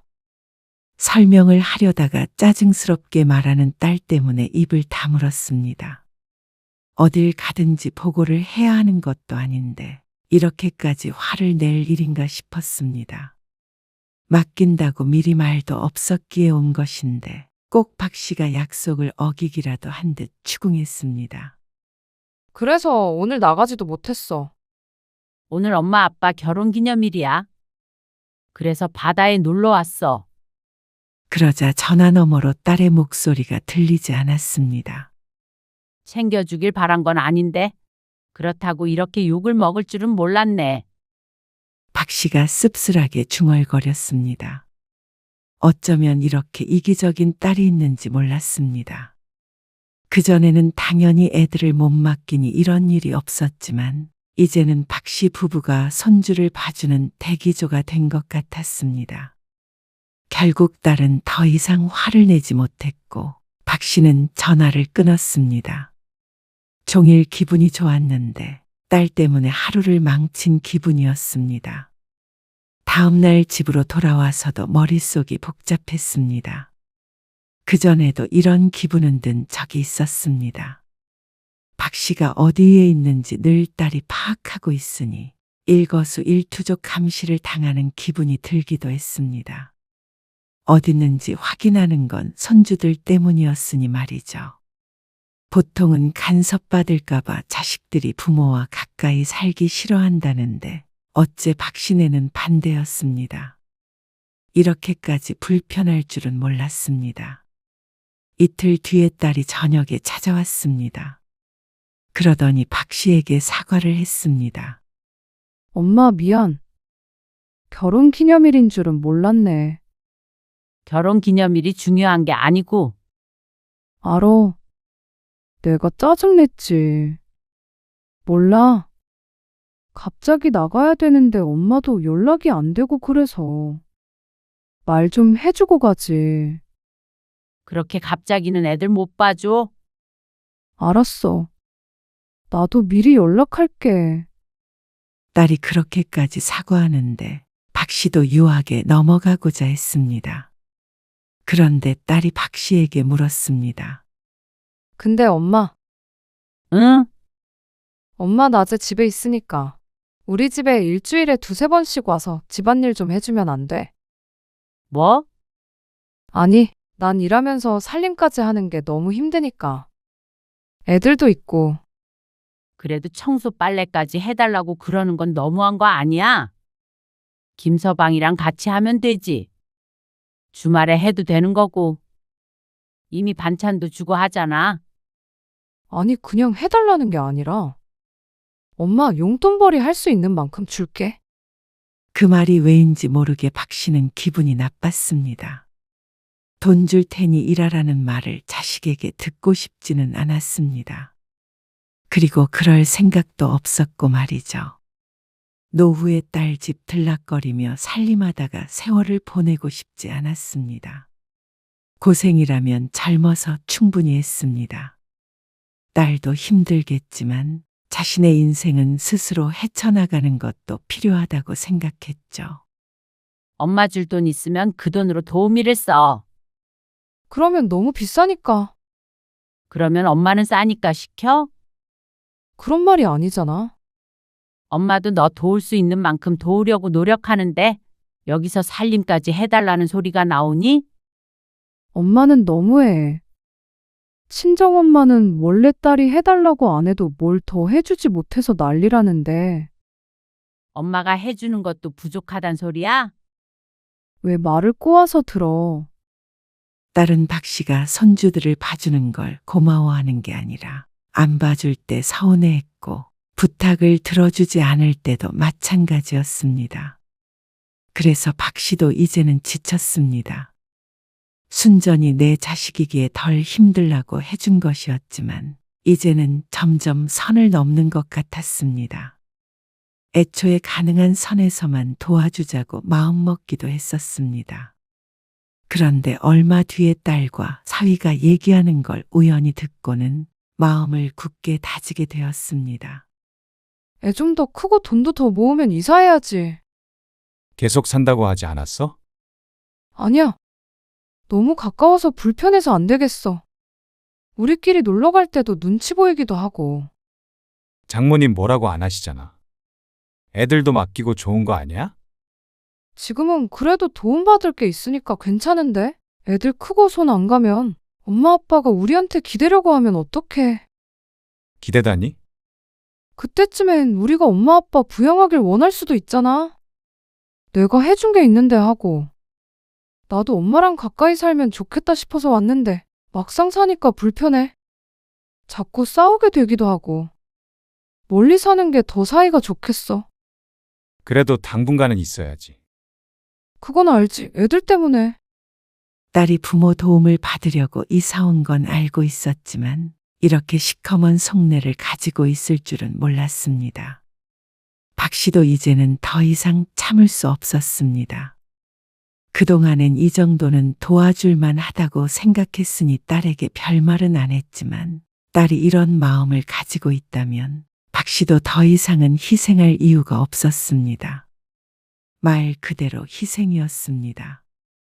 그런데 딸은 그렇게 생각하지 않는 듯했죠. 엄마, 반찬 떨어졌어.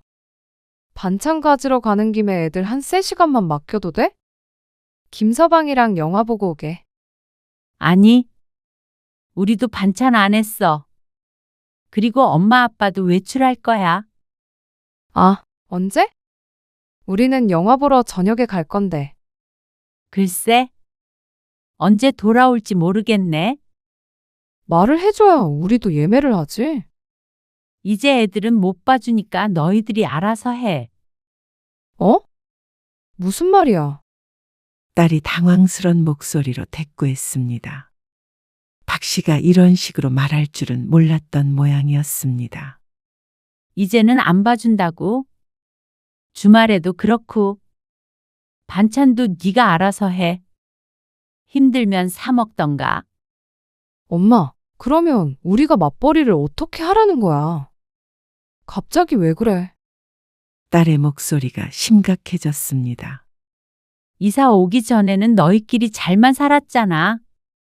잘 못 살았으니까 엄마 옆으로 이사를 왔지. 이럴 거면 무리해서 안 왔지. 누가 무리하라고 했니? 엄마 너무한 거 아니야? 누가 너무한 건지는 네가 잘 생각해봐라. 차갑게 말하는 박 씨가 어색한 모양이었습니다. 딸은 당황한 기색이 역력해서 제대로 반박도 못했습니다. 그 사이에 박 씨는 전화를 끊었습니다. 남편이랑 외출할 계획도 없었습니다. 하지만 집에 있는다고 하더라도 이제는 손주들을 봐줄 생각이 없었습니다. 그 시간에 집에서 쉬거나 차라리 박 씨도 남편이랑 둘이 영화를 보는 게 훨씬 좋을 것 같았습니다. 딸내 가봤자 남는 것도 없고 보람도 없었습니다. 딸에게 박 씨는 가장 가까운 존재였지만 그렇기에 더욱 함부로 하게 된 듯 했습니다. 박 씨는 그래도 모든 걸 받아줄 거라고 생각한 것 같았죠. 엄마 갱년기 아니야? 다음 날 딸이 찾아와서 따졌습니다. 그러면서 하는 말이 황당했습니다. 갱년기라서 딸에게 변덕을 부린다고 생각하는 것 같았습니다. 뭐가 잘못된 것인지 도무지 모르는 것 같았죠. 이렇게 보면 꼭 딸이 있다고 좋은 것은 아닌 듯 했습니다. 아들과는 또 다르게 당연히 엄마의 도움을 받을 생각만 했습니다. 이럴 거면 우리 이사 가버릴 거야. 기가 막혔습니다. 말투가 꼭 협박하는 것 같았지만 내용은 박 씨에게 전혀 위협이 되지 않았습니다. 그래. 이사를 가던지 해. 뭐? 멀리 사는 게 더 좋았다며. 너도. 사위와 대화를 우연히 들었을 때 딸이 한 말이었지만 딸은 자신이 언제 박 씨에게 그런 말을 했나 생각하며 눈을 굴렸습니다. 속내를 읽힌 듯한 표정으로 말이죠. 서로 가까이 있는 게 불편한데 뭐하러 붙어 살아? 애들 때문에? 내가 못 꼭 엄마 도움받으려고 여기 있는 건 줄 알아? 나도 그 이유만 있는 건 아니라고 생각했었어. 엄마가 그리워서 온 것도 있다고 생각했지. 근데 그게 아닌 것 같다. 너는 엄마 등골 빼먹다가 가버릴 생각이잖아. 그런 생각 한 적 없어. 만약에 우리 이사 가면 엄마는 나 다신 못 본다고 생각해. 여태 박 씨가 해줬던 일들은 딸에게 정말로 아무것도 아닌 듯 했습니다. 그러면 엄마 예린이도 못 보고 예준이도 못 보는데 괜찮아? 괜찮아. 뭐? 박 씨의 대답에 딸은 잘못 들었나 싶은지 인상을 찌푸리며 다시 귀를 기울였습니다. 하지만 다시 물어도 박 씨의 대답은 같았습니다. 못 봐도 괜찮다고. 그러려면 그래라. 연을 끊으려면 끊고 애들 안 보여주려면 그렇게 하고. 나도 딸 하나 없는 셈 치고 살게. 엄마, 왜 이렇게 자식한테 냉정한 거야? 먹고 사느라 힘든 자식 도와주는 게 그게 그렇게 싫어? 꼭 이렇게 자식 마음에 상처를 줘야 직성이 풀려? 누가 누구에게 하고 싶은 말인지 몰랐습니다. 세상에서 가장 가깝다고 생각했던 게 딸이었습니다. 그런데 그런 존재에게 이토록 상처를 받고 나니 무언가 무너진 듯한 기분이 들었습니다. 그리고 참 씁쓸했습니다. 결국 뒷동에 사는 그 여자와 같게 되는 모양이었습니다. 엄마는 너희가 언제든지 써먹어도 되는 일꾼 같은 게 아니야. 그런데 너희가 엄마 의견 상관없이 이사 온 것처럼 또 너희 맘대로 연을 끊겠다고 하면 그것도 존중할게. 부모도 부모 인생 좀 살자. 엄마 아빠라는 이유로 남은 인생을 자식 뒤치다꺼리하고 손주 보면서 살아야겠니? 그러다 늙어서 수발받아야 할 때 나 몰라라 할 거지? 그렇게 되기 전에 떨어지자. 엄마 아빠 노후는 알아서 할 테니까. 좀 자유롭게 살게도. 딸은 크게 충격을 받은 표정이었습니다. 배신이라도 당한 것 같았죠. 하지만 박 씨의 말은 진심이었습니다. 이제는 좀 딸과 떨어져 살 필요가 있었습니다. 딸이 연을 끊자고 하지 않았어도 박 씨는 연락하지 않을 것이었습니다. 딸에게서 받은 상처를 치유받으려면 한참 걸릴 것 같았습니다. 이사 가게 되면 명절에 안 와도 돼. 앞으로는 각자 잘 살자. 그게 최근에 박 씨가 딸을 만난 마지막이었습니다. 사위에게서도 이렇다 할 연락이 없었습니다. 아마 이사를 갔는지도 몰랐습니다. 속이 편하지만은 않았습니다. 쓸쓸하기도 했고 마음이 아프기도 했습니다. 하지만 어쩌면 진작에 이랬어야 했을지도 몰랐습니다. 사이가 틀어지기 전에, 이사 오기 전에 거절을 했었어야 했습니다. 이미 엎질러진 물이니 주워 담을 수는 없었지만 적어도 걸레로 닦기는 해야 했습니다.